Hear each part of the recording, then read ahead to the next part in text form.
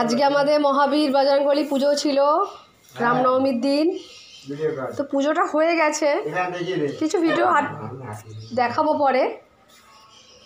তো এখন বাজে দুপুর 3টে।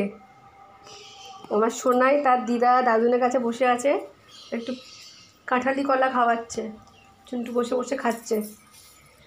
আমার মামন খাচ্ছে, ওই দেখো মামন ভিডিও হচ্ছে, ভিডিও পড়ছে, দরজার আলোটা পড়ছে। কি হয়েছে? ঘরে মানুষ আলগা থাকবে, জামা পরে থাকবে ছেলেরা। এই যে ঠাকুরটা,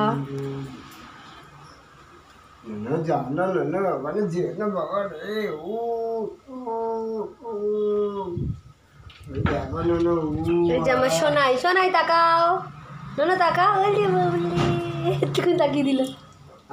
আমার বাবা, আমার মা। হ্যাঁ মা, ওই হাওয়া দিচ্ছে বলে দরজাটা। দেখি তো,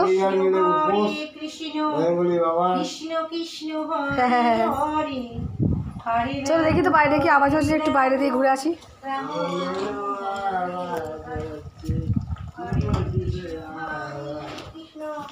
কি আওয়াজ হলো? আওয়াজ প্রচণ্ড হাওয়া দিচ্ছে, সেরকম কেন আওয়াজ নেই।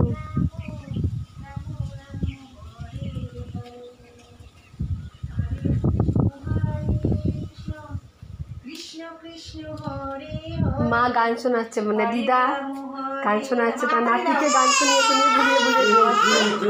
কিন্তু সে এখন রেগে গেছে, এখন এই যে বক্সে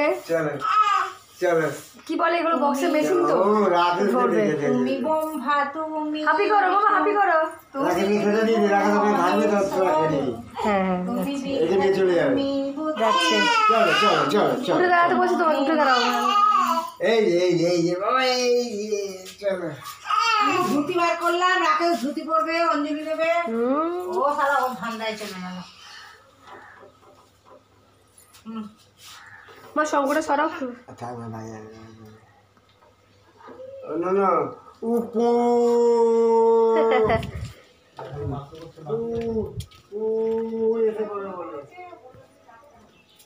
ঠাকুর ঘরে যাচ্ছে এখন। এখানেও ঠাকুর আছে, এইখানে আমাদের ঠাকুরটা থাকে। তো এখন আজকে ঠাকুরটাকে অন্য ঘরে শিফট করা হয়েছে, কারণ এখানে তো সম্ভব নয় এইটুকু জায়গার মধ্যে ঠাকুরটাকে বসিয়ে পুজো করানোর।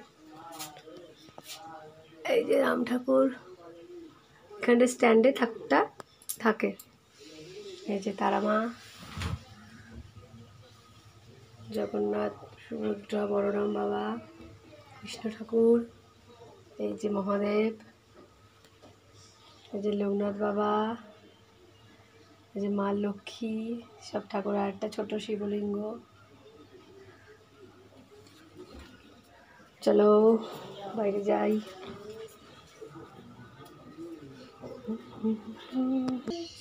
আমি লাগিয়ে দেবো, আমি লাগিয়ে দেবো।